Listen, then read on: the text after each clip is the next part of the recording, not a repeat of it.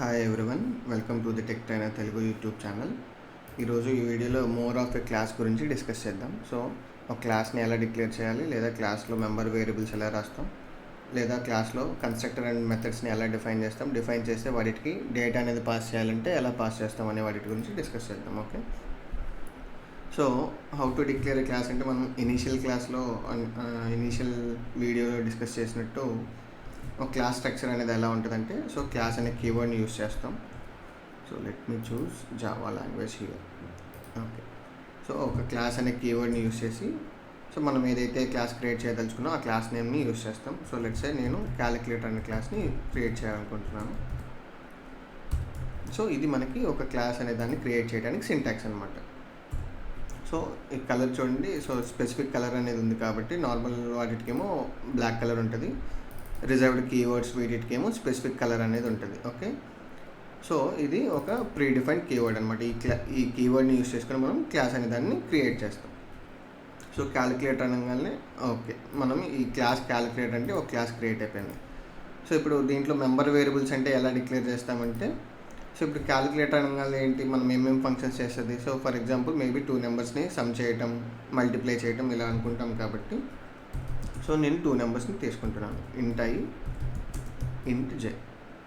Okay, మరి ఇప్పుడు ఈ 2 నెంబర్స్ని సమ్ చేయాలి, లేదా సబ్ట్రాక్షన్ చేయాలి, మల్టిప్లికేషన్ చేయాలి అంటే ఆ ఫంక్షనాలిటీ అనేది ఎక్కడ రాస్తామంటే మనం మెథడ్స్లో రాస్తాం. సో అంటే ఏంటి, హౌ టు డిఫైన్ మెథడ్స్ అనేది తెలుసుకోవాలి మనం. ఓకే, సో void sum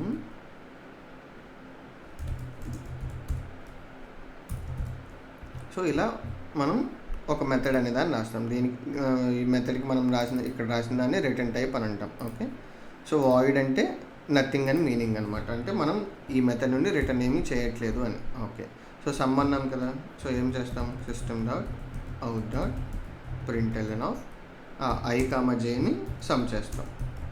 2 వేరియబుల్స్ని సమ్ చేసి ప్రింట్ చేస్తాం. ఓకే, సో ఇది సమ్ మెథడ్. సబ్ట్రాక్ట్ మెథడ్ అయితే సో ఇంకొక మెథడ్ రాయాలి, void subtract system dot out dot print L N of I minus J. Okay, మరి ఇప్పుడు ఈ ఐ అండ్ జే అనే వేరియబుల్స్కి వాల్యూస్ అనేవి ఎక్కడ నుండి వస్తాయి, ఈ సమ్ అండ్ సబ్ట్రాక్ట్ మెథడ్స్కి ఇక్కడ యూస్ చేస్తున్నారు కదా. సో ఈ వేరియబుల్స్ మనం ఎక్కడ డిక్లేర్ చేసాం, ఈ క్లాస్ క్యాలిక్యులేటర్ అనే దాంట్లో గ్లోబల్గా డిక్లేర్ చేసాం, అంటే మెథడ్స్ లోపల కాకుండా గ్లోబల్గా డిక్లేర్ చేసాం. అంటే వీటిని మనం ఇన్స్టాన్స్ లేదా మెంబర్ వేరియబుల్స్ అని అంటాం. ఓకే, సో మెంబర్ వేరియబుల్స్ లేదా ఇన్స్టాన్స్ వేరియబుల్స్ అంటాం, రైట్. మరి వీటిని డేటా సెట్ చేయాలి అంటే ఇవి ఇన్స్టాన్స్ వేరియబుల్స్ కాబట్టి సో ఇవి ప్రతి ఆబ్జెక్ట్కి స్పెసిఫిక్ వాల్యూస్ అనేవి ఉంటాయి. సో ప్రతి object in the sense object అనేది మనకి ఎలా క్రియేట్ అవుతుంది, ఒక క్లాస్కి కన్స్ట్రక్టర్ అనేది క్రియేట్ చేస్తే ఆ కన్స్ట్రక్టర్ ద్వారా ఆ కన్స్ట్రక్టర్ ఎగ్జిక్యూట్ అయ్యి మనకి ఆ క్లాస్కి ఆబ్జెక్ట్ అనేది క్రియేట్ అవుతుంది. సో కన్స్ట్రక్టర్ అంటే ఏంటి, so constructor also will be having the method same as class name అనమాట. ఓకే,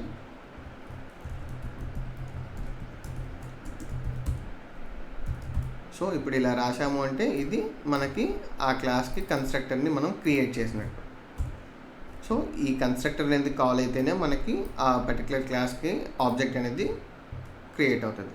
సో ఇప్పుడు దీంట్లో మనం ఏం చేస్తామంటే ఈ కన్స్ట్రక్టర్ ద్వారా మనం వాల్యూస్ని పాస్ చేస్తాం. సో ఇంట్ I comma int J,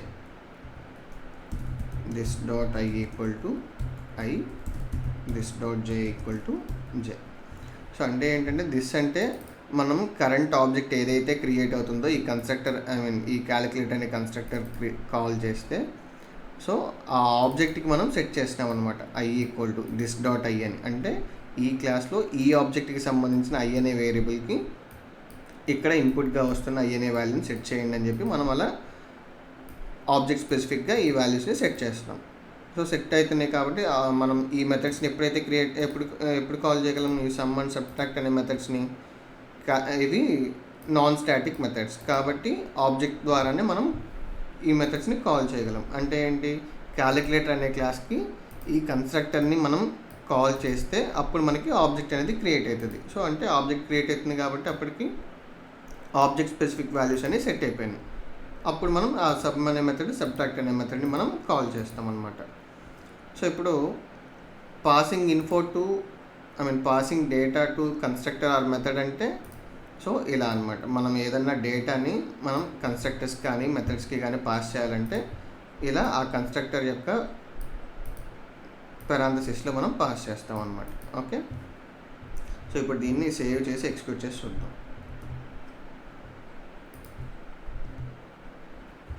so ఈ ఫోల్డర్లో నేను సేవ్ చేస్తున్నాను.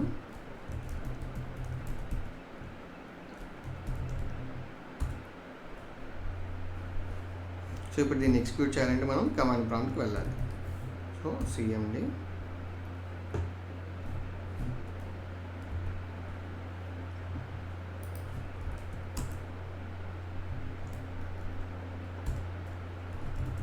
ఓకే. సో మనం ఏ ఫోల్డర్లో అయితే సేవ్ చేసామో ఆ ఫోల్డర్లోకి వెళ్ళాను. ఇప్పుడు మనం ఎగ్జిక్యూట్ చేయాలంటే ఫస్ట్ కంపైల్ చేయాలి. సో జావాసి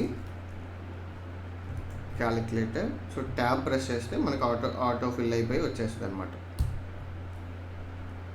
సో కంపైలేషన్ అయిపోయింది. సో మనకి ఏం ఇష్యూస్ లేవు. సో ఇప్పుడు జావా క్యాలిక్యులేటర్ అని చెప్పని అన్నాం. ఓకే,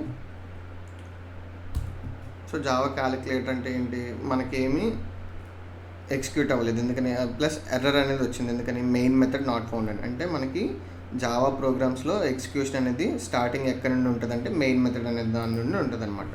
సో ఇప్పుడు మనం దీంట్లో మెయిన్ మెథడ్ అనే దాన్ని క్రియేట్ చేద్దాం. సో మెయిన్ మెథడ్కి సింటాక్స్ ఏంటంటే public static void main string అరే ఆఫ్ ఆర్గ్యుమెంట్స్ అనమాట. సో ఈ మెయిన్ మెథడ్లో ఏం చేస్తాం, ఇది స్టాటిక్ మెథడ్ కాబట్టి ఈ మెథడ్స్ని మనం డైరెక్ట్గా కాల్ చేయలేం. కాబట్టి ఈ క్యాలిక్యులేటర్ అనే క్లాస్కి మనం ఆబ్జెక్ట్ క్రియేట్ చేయాలి. సో క్యాలిక్యులేటర్ క్యాల్సి అని తీసుకుంటున్నాను ఆబ్జెక్ట్ని, న్యూ. సో మనం ఇనిషియల్ వీడియోలో డిస్కస్ చేసుకున్నట్టు ఒక క్లాస్కి మనం ఆబ్జెక్ట్ క్రియేట్ చేయాలి అంటే కంపల్సరీ న్యూ అనే కీవర్డ్ని యూజ్ చేస్తాం. సో న్యూ క్యాలిక్యులేటర్ ఆఫ్, ఇప్పుడు ఆ కన్స్ట్రక్టర్ అనే దానికి మనం 2 ఇన్పుట్ ఆర్గ్యుమెంట్స్ పాస్ చేస్తున్నాం కాబట్టి, అంటే డేటా అనే దాన్ని పాస్ చేస్తున్నాం కాబట్టి ఆ డేటా ఏంటిది 2 ఇంటీజర్ ఆర్గ్యుమెంట్స్ అనమాట. సో ఆ 2 వాల్యూస్ మనం పాస్ చేయాలి. సో ఇప్పుడు నేను 2, 3 అనే వాల్యూస్ని సమ్ చేయాలని అనుకుంటున్నాను. ఓకే, సో కాబట్టి 2, 3 అనే వాల్యూస్ని మనం ఇన్పుట్గా పాస్ చేస్తే దిస్ అన్నాం కాబట్టి ఈ కరెంట్ ఆబ్జెక్ట్ ఏదైతే క్రియేట్ అవుతుందో దాంట్లో ఉన్న i and j అనే ఈ మెంబర్ వేరియబుల్స్ లేదా ఇన్స్టాన్స్ వేరియబుల్స్కి ఈ 2, 3 అనే వాల్యూ సెట్ అవుతాయి. i అంటే 2 అని, j అంటే 3 అని సెట్ అవుతాయి. ఓకే, సో ఇప్పుడు దీన్ని బేస్ చేసుకొని మనం మెథడ్స్ని కాల్ చేయాలి. సో ఇప్పుడు దీన్ని ఎగ్జిక్యూట్ చేసి చూద్దాం, కంపైల్ చేసి ఎగ్జిక్యూట్ చేసి చూద్దాం. కంపైలేషన్, ఇప్పుడు ఎగ్జిక్యూషన్. సో ఏమైంది, 2, 3, 5 అనేది వచ్చింది. ఓకే, సో ఇప్పుడు నేను 2, 3 కాకుండా ఇంకో నెంబర్స్ని సమ్ చేయాలి అని అనుకుంటున్నా, లేదా సబ్ట్రాక్ట్ చేయాలి అని అనుకుంటున్నా. అంటే ఏం చేయాలి, ఈ 2, 3 అనే వాల్యూస్ మనం జనరల్గా ఇక్కడ ఎలా తీసుకున్నాం, ఇన్స్టాన్స్ వేరియబుల్స్గా తీసుకున్నాం. అంటే ఏంటి, సో ఒక్కొక్క ఆబ్జెక్ట్కి ఒక్కొక్క value, specific copy of values ఉంటాయి కాబట్టి మనం మళ్ళీ వేరే సెట్ ఆఫ్ వాల్యూస్ని సమ్ చేయాలి లేదా సబ్ట్రాక్ట్ చేయాలి అంటే మళ్ళీ మనం ఇంకొక ఆబ్జెక్ట్ అనే దాన్ని క్రియేట్ చేయాలి. సో దీన్ని కాపీ చేద్దాం. ఓకే, మీరు మళ్ళీ రాద్దాం. ఓకే, సో దీనికి క్యాల్సి 1 అని అంటున్నాను. సో ఇప్పుడు ఇంకా మళ్ళీ వేరే సెట్ ఆఫ్ వాల్యూస్తో మనం ఎగ్జిక్యూట్ చేయాలి అంటే మళ్ళీ కొత్త ఆబ్జెక్ట్ క్రియేట్ చేయాలి, బికాజ్ మనం అక్కడ తీసుకున్న వేరియబుల్స్ అనేవి ఇన్స్టాన్స్ వేరియబుల్స్. సో ఇప్పుడు 3, 4 అన్నాం.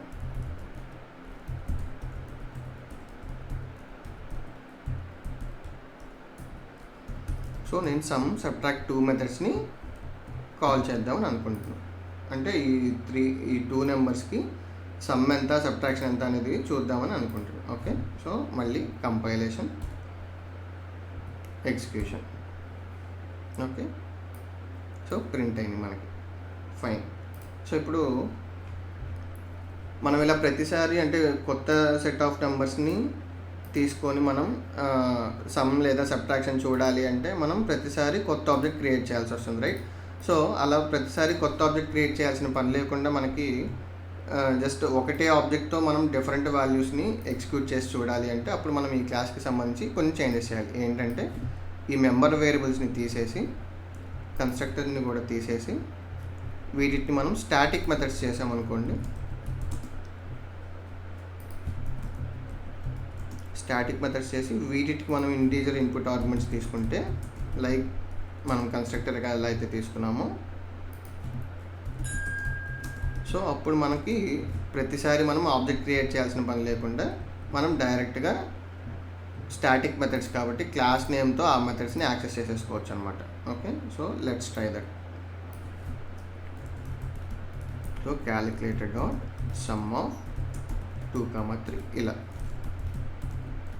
Calculated dot some of 4, 3. So ఇప్పుడు చూడండి, మనం ఆబ్జెక్ట్ అనేది క్రియేట్ చేయాల్సిన పని లేకుండా డైరెక్ట్గా మనం మెథడ్ని కాల్ చేసుకొని విత్ డిఫరెంట్ వాల్యూస్ మనం ఎగ్జిక్యూట్ చేయగలుగుతున్నాం, రైట్? సో దీన్ని ఎగ్జిక్యూట్ చేసి చూద్దాం. ఫస్ట్ కంపైల్ చేస్తున్నాం, ఎగ్జిక్యూట్ చేస్తున్నాం. ఓకే, 2, 3, 5, 4, 3, 7. ఓకే, సో ఇప్పుడు ఇవన్నీ ఏంటి, మనం జస్ట్ నోట్ ప్యాడ్లో రాస్తున్నాం, రైట్? సో నోట్ ప్యాడ్లో కాకుండా మనకి ఏంటి అంటే, ఇప్పుడు ఫర్ ఎగ్జాంపుల్ మనం ఇక్కడ ఏదైనా మిస్ చేసామనుకోండి, సో ఇది కంపైలేషన్ ఇష్యూ జనరల్గా. సో ఇప్పుడు చూద్దాం కంపైలేషన్ ఇష్యూ వస్తుందా లేదా. మళ్ళీ కంపైల్ చేస్తే, సో ఇక్కడ కామా అనేది మనం మిస్ చేసాం కాబట్టి అది కంపైలేషన్ ఇష్యూ అని చెప్పి చూపించింది, ఇల్లీగల్ స్టార్ట్ ఆఫ్ ఎక్స్ప్రెషన్ అని, రైట్? అంటే ఇప్పుడు ఏంటి, మనం కోడ్ రాసేటప్పుడు మనకి ఇక్కడ అర్థం కాల, మనం వెళ్ళి కంపైల్ చేసే వరకు కానీ మనకు తెలియలేదు, రైట్? సో అలాంటప్పుడు ఏం చేయాలి అంటే, ఈ నార్మల్ నోట్ ప్యాడ్ లాంటి ఎడిటర్స్ని యూజ్ చేసే బదులు మనం ఎక్లిప్స్ అని చెప్పేసి మనకి ఎడిటర్స్ ఉన్నాయి, ఎక్లిప్స్ లేదా స్ప్రింగ్ టూల్ సూట్, STS అని. ఓకే, సో వీటిని మనం డౌన్లోడ్ చేసుకొని వీటిలో మనం ప్రోగ్రామ్స్ చేయొచ్చు అనమాట. సో వీటిని ఎక్కడ డౌన్లోడ్ చేసుకోవాలి అంటే, spring.tools. సో STS అయితే కనుక ఇక్కడ నుండి మనం డౌన్లోడ్ చేసుకోవచ్చు అనమాట. ఇక్కడ మనకి పర్టికులర్ ఆపరేటింగ్ సిస్టమ్కి తగ్గట్టుగా డౌన్లోడ్ ఆప్షన్స్ ఉన్నాయి. ఓకే, సో నాది విండోస్ మెషిన్ కాబట్టి నేను విండోస్ని డౌన్లోడ్ చేసుకున్నాను. ఓకే, సో చేసుకొని అయితే ఇది ఉండే ఈ ఎక్లిప్స్ అనే దాన్ని యూస్ చేయాలంటే కంపల్సరీ జావా అనేది ఇన్స్టాల్ అయ్యి ఉండాలి. సో ఫస్ట్ జావా అనేది ఇన్స్టాల్ చేసుకొని ఉంటాం కాబట్టి, సో ఇప్పుడు ఈ ఎక్లిప్స్ని డౌన్లోడ్ చేసుకొని, ఈ STSని డౌన్లోడ్ చేసుకొని మనం దీంట్లో ప్రోగ్రామ్స్ చేయొచ్చు. సో మీకు మేబీ ఫస్ట్ టైం మీరు చేసేటప్పుడు, నేనంటే ఆల్రెడీ వర్క్ స్పేసెస్ అనేది క్రియేట్ చేశాను. సో మీరు ఫస్ట్ టైం కనుక చేస్తుంటే కనుక మీకు ఇలాంటి ఒక విండో రావచ్చు అనమాట. అంటే వర్క్ స్పేస్ అనే దాన్ని క్రియేట్ చేసుకోండి అని చెప్పి ఒక విండో అనేది వస్తుంది. సో బై డిఫాల్ట్ అది ఒక డిఫాల్ట్ నేమ్ చూపిస్తుంది విత్ డిఫాల్ట్ లొకేషన్. అలా కాకుండా మనకి ఎక్కడ కావాలి అంటే ఆ పర్టికులర్ ఫోల్డర్ లొకేషన్లో మనం వర్క్ స్పేస్ ఫోల్డర్ అనేది ఒకటి క్రియేట్ చేసి దాన్ని సెలెక్ట్ చేసుకొని మనం స్టార్ట్ చేయొచ్చు అనమాట.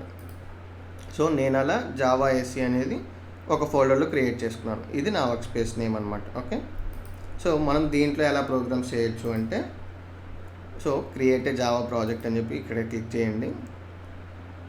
ఒకవేళ మీకు ఈ ఆప్షన్ కనుక దొరకట్లేదు ఇక్కడ అనుకుంటే, సో ఇక్కడ ఈ ఆప్షన్ అయినా ఉంటుంది, లేదా ఫైల్ మెన్యూలోకైనా వెళ్ళచ్చు. ఫైల్ మెన్యూ,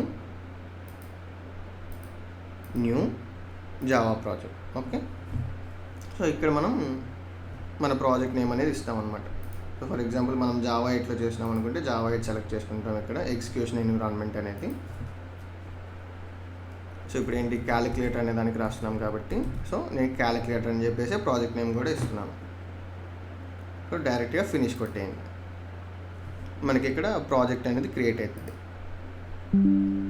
విత్ SRC అనే ఫోల్డర్ వస్తుంది అనమాట. ఓకే, సో ఈ SRC అనే ఫోల్డర్లో మనం రాస్తాం మన జావా కోడ్ అంతా. సో ఇప్పుడు మనం ఏంటి క్యాలిక్యులేటర్ అనే క్లాస్ కాబట్టి మనం క్రియేట్ చేస్తుంది. సో ఈ SRC మీద రైట్ క్లిక్ చేసి క్లాస్ అనేది క్రియేట్ చేయండి.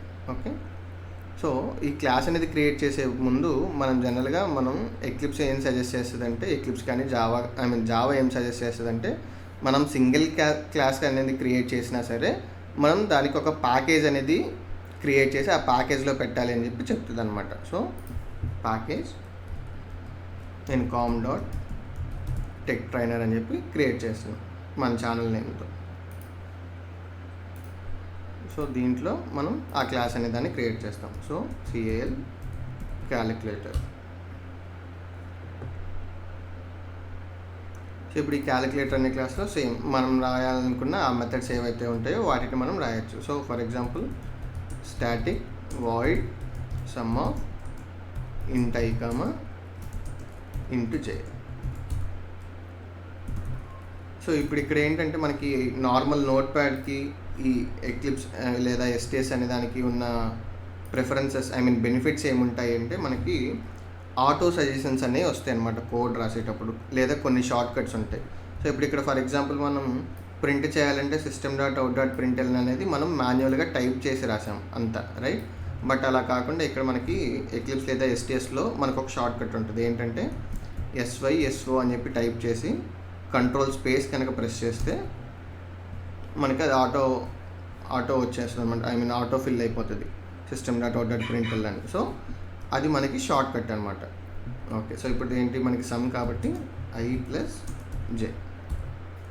ఓకే, సో ఇలా మనం క్యాలిక్యులేటర్ అనే క్లాస్లో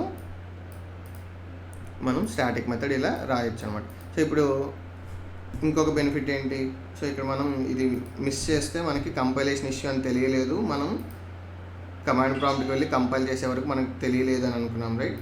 సో అదే ఇప్పుడు మనకి ఇక్కడ అయితే కనుక let me show you.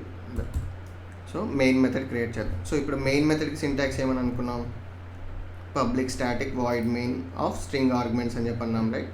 So ఈ మెయిన్ మెథడ్ కూడా మనం నార్మల్గా ఎడిటర్లో అయితే అంటే నోట్ ప్యాడ్ ఎడిటర్లో అయితే మనమే మాన్యువల్గా టైప్ చేసి రాసాం. సో ఇప్పుడు ఇక్కడ ఏమవుతుంది అంటే మనం షార్ట్ కట్ని యూస్ చేయొచ్చు అనమాట. సో మెయిన్ అని చెప్పేసి రాసి కంట్రోల్ స్పేస్ని ప్రెస్ చేస్తే మనకి మెయిన్ మెథడ్ అనేది అక్కడ చూపిస్తుంది చూడండి ఆప్షన్. సో దాన్ని ఫస్ట్ ఆప్షన్ సెలెక్ట్ చేసుకుంటే మనకి మెయిన్ మెథడ్ అనేది ఆటోమేటిక్గా క్రియేట్ అయిపోతుంది. ఓకే, సో ఇప్పుడు దీంట్లో ఈ క్యాలిక్యులేటర్ క్లాస్లో ఉన్న సమ్ అనే మెథడ్ని 2,3. సో దీన్ని ఎగ్జిక్యూట్ చేయాలంటే ఏంటంటే మనం రైట్ క్లిక్ చేసి రన్ యాజ్ జావా అప్లికేషన్ అనైనా సెలెక్ట్ చేయొచ్చు. సో ఇప్పుడు 5 అనేది ప్రింట్ అయిందా, లేదంటే ఇక్కడ మనకి ప్లే బటన్ ఉంటుంది ఇది. సో రన్ క్యాలిక్యులేటర్ అని చూసారా, ఈ ప్లే బటన్ క్లిక్ చేసినా కూడా మనకి ఎగ్జిక్యూట్ అవుతుంది.